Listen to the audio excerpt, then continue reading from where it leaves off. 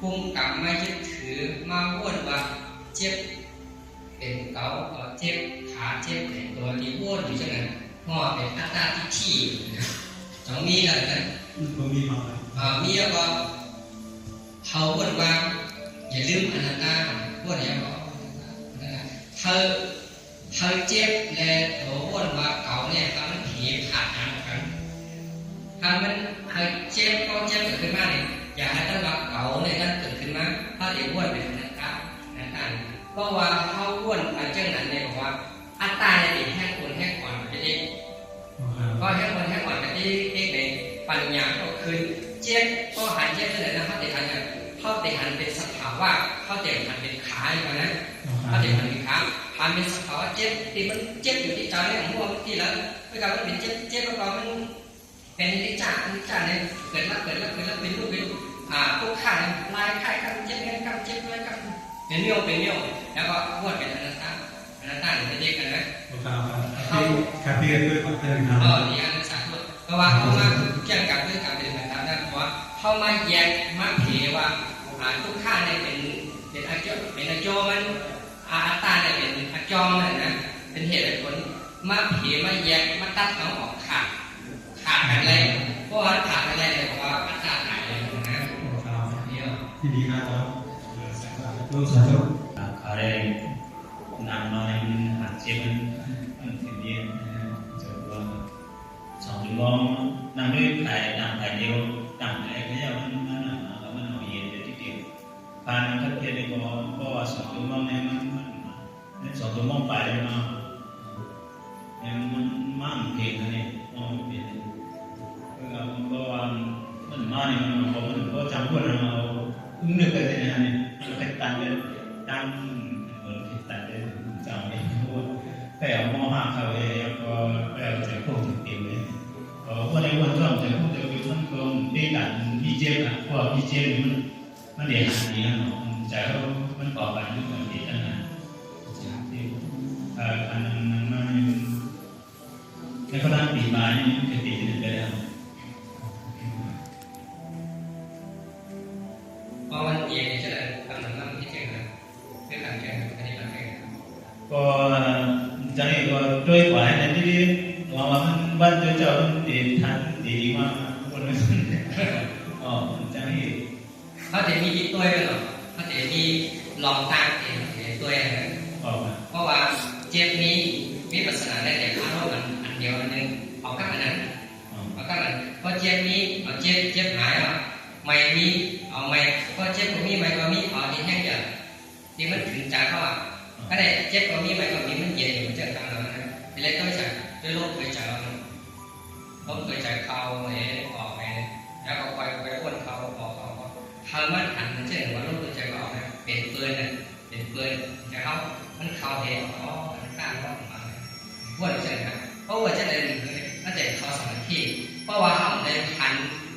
มันเย็นๆเขาเย็นเจ้ามันเพราะว่าสมาธิที่สมาธิได้ความเหตุการณ์เป็นสมาธิอะไรนี่ครับเพราะเป็นสมาธิอะไรบอกว่ามันขึ้นเยอะกว่าที่เรางานเนี่ยเราลิ้วในมืออยู่ที่มันได้ความเป็นสมาธิก็วันนี้จะเอาขาทั้งถึงมันยังในสมาธิเอาวันนี้ขันน้ำมันในสมาธิก็ขาทั้งถึงมันที่เอาไปในการแก้เดือดในสิบปีบ้านเนาะในแก้เดือดก็นั่งด้วยที่ลูกค้าก็ที่เตี๋ยเอาพูดชื่อเดือดเนี่ยชื่อเดือดเนี่ยเมื่อเดี๋ยวเตี๋ยทำอ๋อแยกกันหายไปเนี่ยมีการแยกชื่อเลยเพราะว่ามันเย็นเนี่ยมันเต็มออกที่นี่เพราะว่าเขาเอาลงเขาออกเบี้ยวเลยที่นี่ไม่ก็เป็นสมาธิที่สมาธิมันเพราะว่าตัวที่เบี้ยวเลยที่นี่มันเดี๋ยวชื่อเป็นจังภาพนี้เขาจะหายนะแล้วรถในใจเขาออกเราก็พูดในทางเขาก็เย็นๆแล้วก็พูดเขาเย็นๆก็ว่าอะไรต่างๆก็เลยว่าเย็นๆถึงอะไรอยู่ที่ตรงนั้นถึงอะไรจากห้องจากพูดมากกว่าเขาพูดจากมันเด็กพูด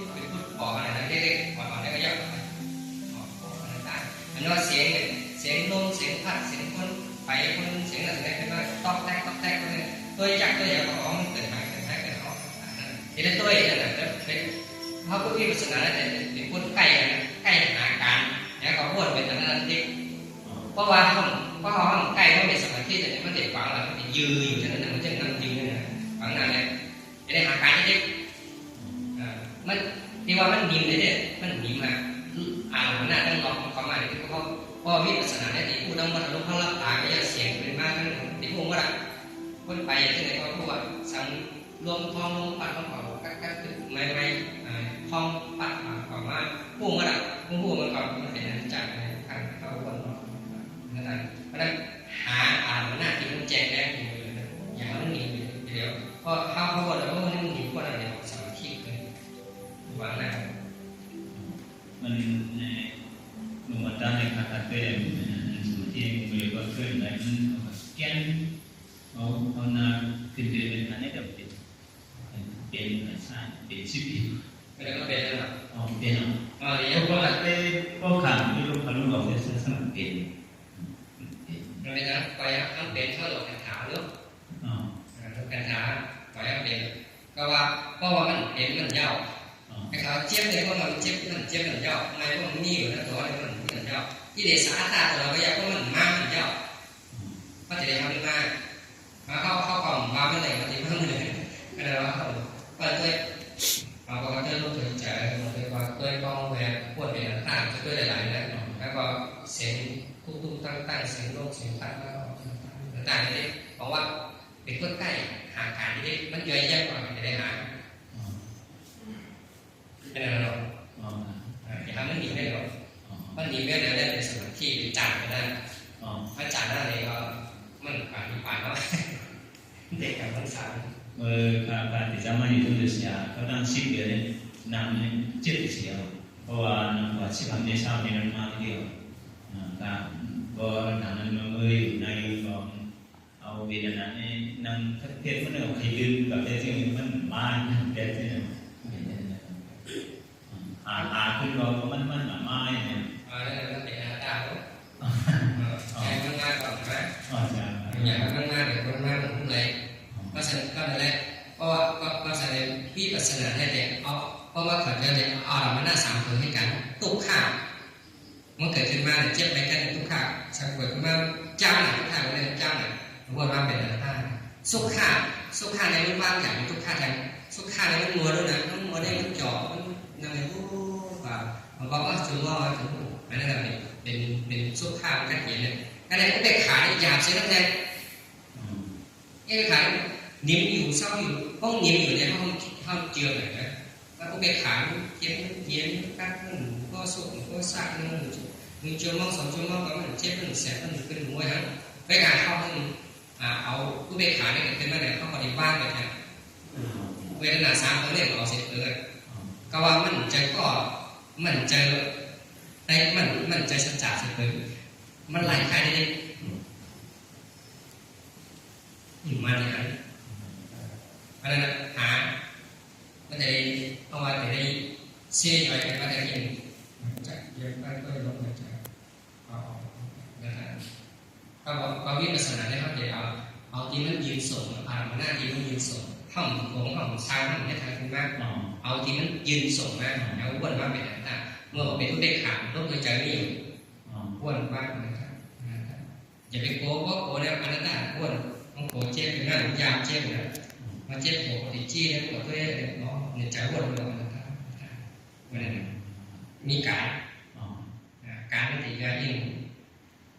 เวลาเราจะเย็ดเลยพอเย็ดเลยมันจะติดยิ้มเป็นได้ที่พระเจ้ามีโอกาสลมท้องป้าจะมุ่งอะไรลมท้องป้าจะเรียกนั่นการการมีอยู่กันไม่แบบกันการแบบกันเสียงเนี่ยเขานั่งในของเขาคิดกับหมดแล้วอันนั้นตัวอย่างมันจะเป็นตัวที่มันเข้ามาดีกว่าผู้หายเป็นนิจักพกกัเห็นอยู่อย่างนั้นนั่นแหละตัวอยู่ในใจเลยอันนั้นนี่นะเราเนี่ยเราก็เนี่ยโอ้ครับโลกในใจก่อนมีเนี่ยมันรู้สึกว่าที่นี่มีโลกในใจแล้วเขาพูดว่าเป็นอะไรเราก็มันเกี่ยงกับว่าอย่างไรตัวของพ่อในมีจริงหัวใจมันเต้นเขาเสียอยู่ดีหัวใจมันเป็นอะไรที่จับทุกข์ได้ครับมันทีและ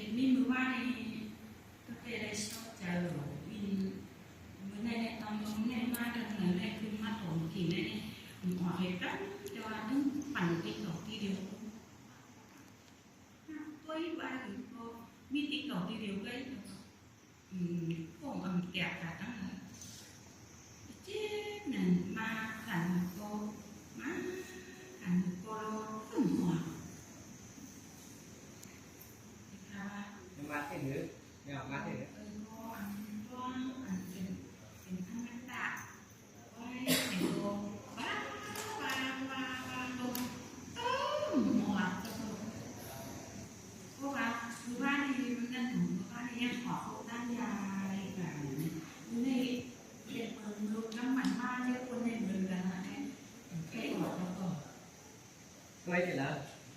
ไม่ออกมันยักไปเลยนะ dạ tôi chở để dạ tôi thì chia để trên nào ยักก็ดีเจอ ờ เจอก็ดีเจอเพราะว่าเจ็บเลยมันเด็ดเจอ ờ ขานี่มันหัวมันเจ็บมันเด็ดขาดแต่การมันเจ็บอะไรมันปอกพุทธมาดีเจอเขามีเจออะไรมันจะไม่รู้ก็เลยยักก็ดีเจอหาหันใจประกอบว่าหาหันเจอเนี่ยมันเด็ดหันสภาวะมันนะมันนันท่านเพราะการที่จะการที่เจ็บมันมีเก่าเวลาเพราะว่าเขาฝึกแล้วเนี่ยเขาตัวอย่างมันมาเป็นดีปุ่มเป็นดีขาหันเป็นปัญญาพิญญาใช่ไหมเนี่ยอยู่ไรมันเป็นอัตตาไม่ใช่ยิ่งอยู่ยิ่งเจ็บยิ่งให้อยู่ว่าเพราะว่าเป็นอัตตาเวลาเขาหันสภาวะของมันใจไม่ต้องเปลี่ยนจับเยอะก็เลยว่าคนอะไรอัตตาไว้มันจะบอกว่าคนบ้าอย่างที่ก็ได้วันนี้เขาปฏิบัติการวิปัสสนาเนี่ยมุมว่างมันนะเจ็บเลยนะมุมว่างมันหายทำไทยมันหายเลยใครมันมาก่อนวันเป็นอัตตามันหายก่อนเป็นอัตตามันมากล้าไม่ก่อนเป็นอัตตามันมาถึงก่อนเป็นอัตตาก็เลย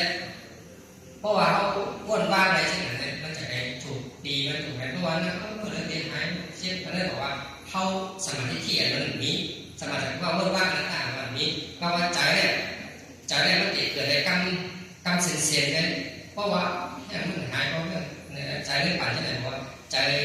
อัตตาเนี่ยมันเรียกเล่าเด็กที่นั่นเพราะเล่าเด็กเนี่ยจากอัตตามันพอ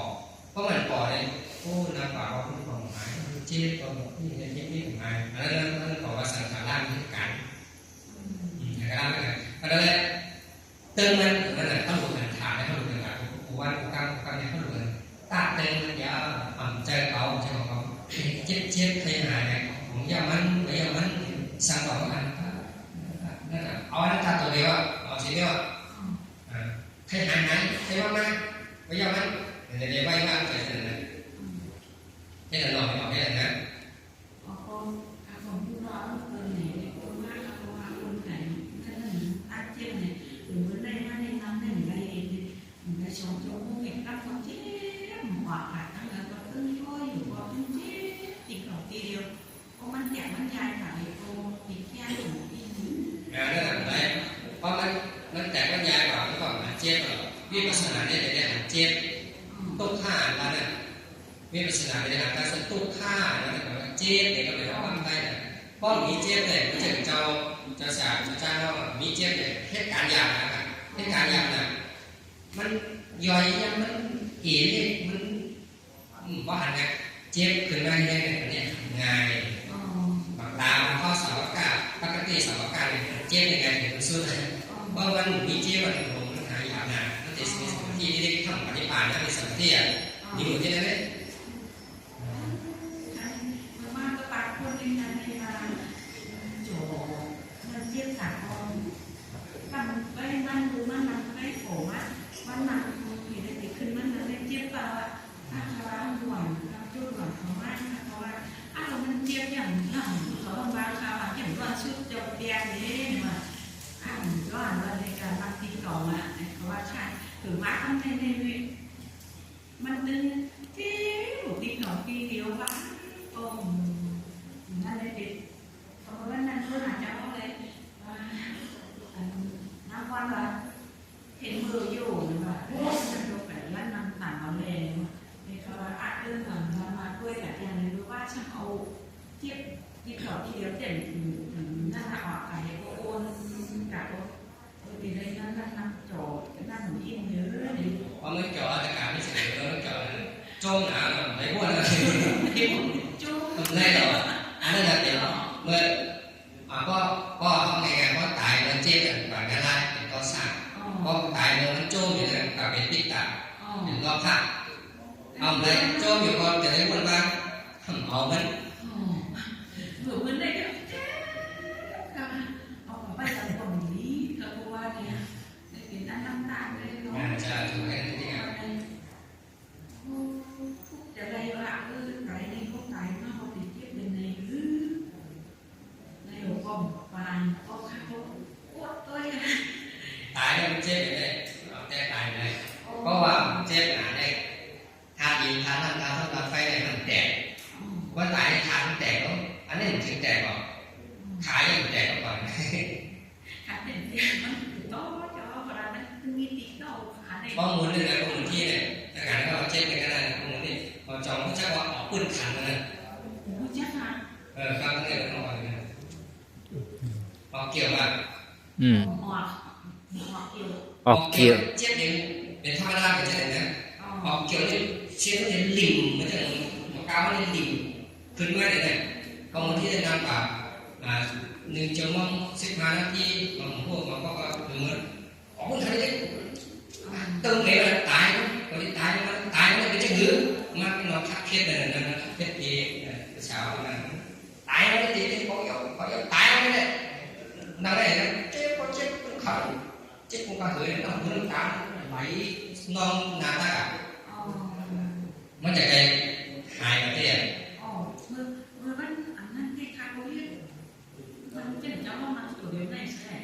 hôm nay có ôn cả một cái luôn lần này khai chẳngขึ้น năm theo này trong đó tiếp khaiขึ้น mai theo nhau เดี๋ยวมาเจ็บเอามาหาเจ็บรู้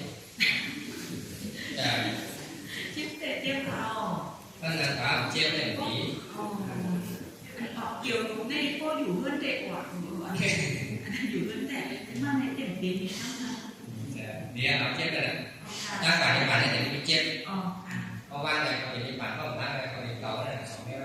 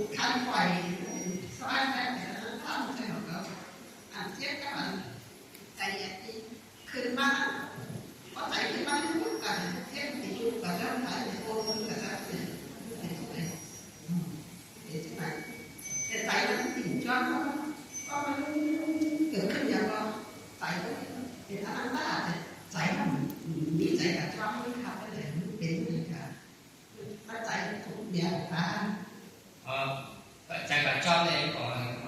ว่ามันไหลกับชอบมันไหนนะใ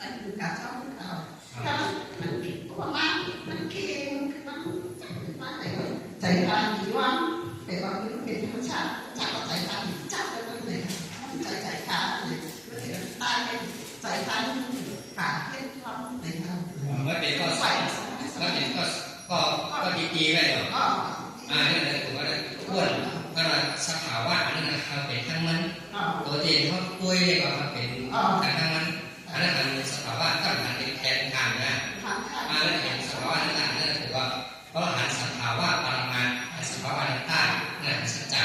หันที่อันนี้คือลงเสียว่าแข่งข่าวเลยเพราะว่าหันจะอะไรนะครับอะไรกันคัดใจแล้วป่วยทำมันหันทำมันก็มันก็หมอคืออะไรที่ตัวเพราะว่ามันเห็นสภาวะนั่งแล้วก็หันสภาวะอันนั้นดีสุดเลยใจมันที่เบาแล้วก็อย่าลืมอ้วนก็หันก็เพราะมันเหี่ยวแต่มันดีเพราะอยู่ที่ลมหายใจเขามันดีอยู่ที่ลมหายใจสภาพของเขาย่อมเราทำตั้งสติดีทำเกิดขึ้นใจของเราทำก็ยิ่งขึ้นเลยเกิดขึ้นว่าตั้งใจเราตั้งมันเป็นอยู่ของมันมันเป็นของมันใจท่านร่างกายเรียนชั่วมันแสดงอ้วนอย่าลืมอ้วนนั่นแหละเพราะว่ามันหายไปนะครับต้องลดใจนะครับเขาที่อย่าลืมอ้วนในร่างกายจะมีนิ่มอยู่ที่ลดใจละลายแค่นั้นแต่ว่ามันถึงแค่การว่า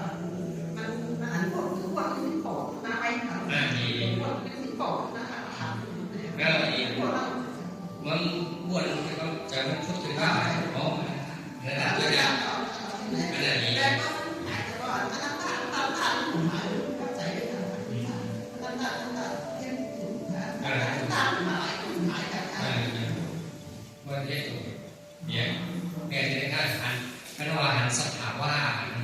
หันจะเป็นว่าหันสภาวะจะเป็นแล้วบอกว่าหันที่อยู่ของกิเลสหันที่เกิดของกิเลสหันที่เกิดของอัตตาเพราะหันเกิดขึ้นมาข้าวใหญ่ข้าวน้ำเหลืองอะไรก็ยังวนกันต่างๆนี่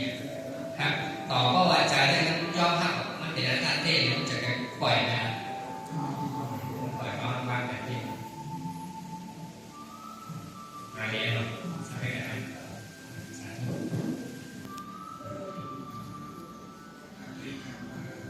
เอาเข้าเอาจำนิดหนึ่ง มือมันถามมันนั่นเลยถามมันเนี่ยใครความหลอกนะในความหลอกซึ่งเลยการอ่านทุกข้าวนี่มันดีหันจังละเพราะว่าจังละเนี่ยมันดีการทุกข้าวเดียวมีเดียวมีความสุขหันความพลาดดีเสียเจ้าค่ะใครบอกเนี่ยค่ะให้ใครตอบคำตอบว่านั่นในเรื่องว่าไหนมันกว่าถ้าเขาเยื่อนในว่าการต้นให้ดูแลหันดูแลเพื่อน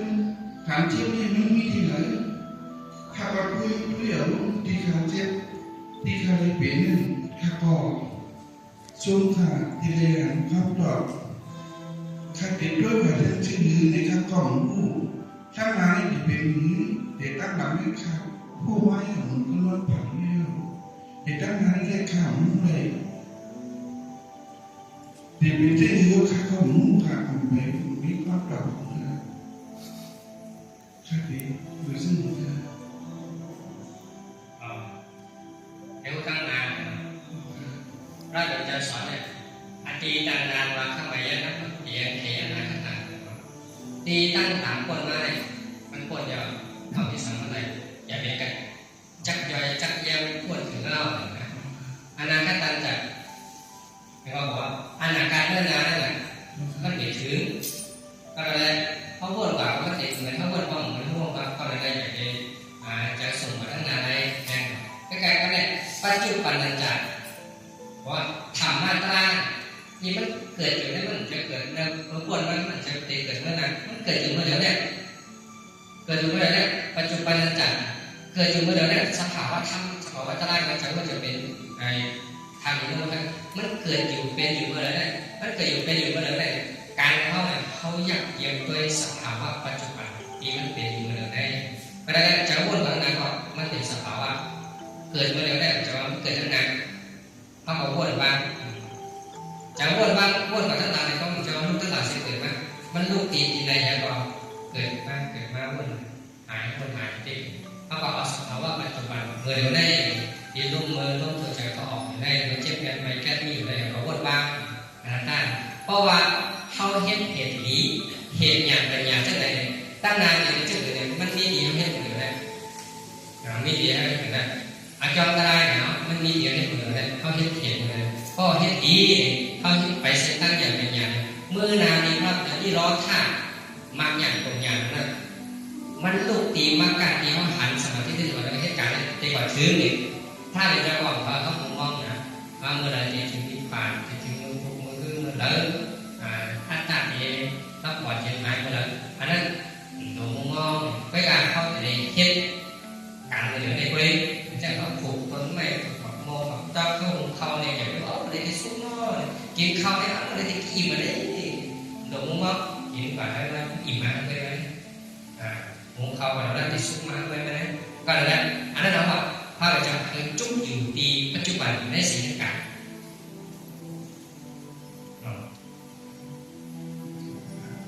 นี่สิ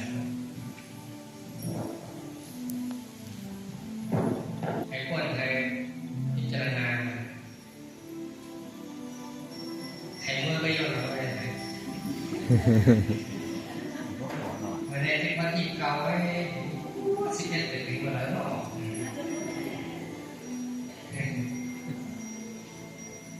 ถามมาเลยก่อนแค่ถามว่าเคยเมื่อนอนแล้วอ่ะ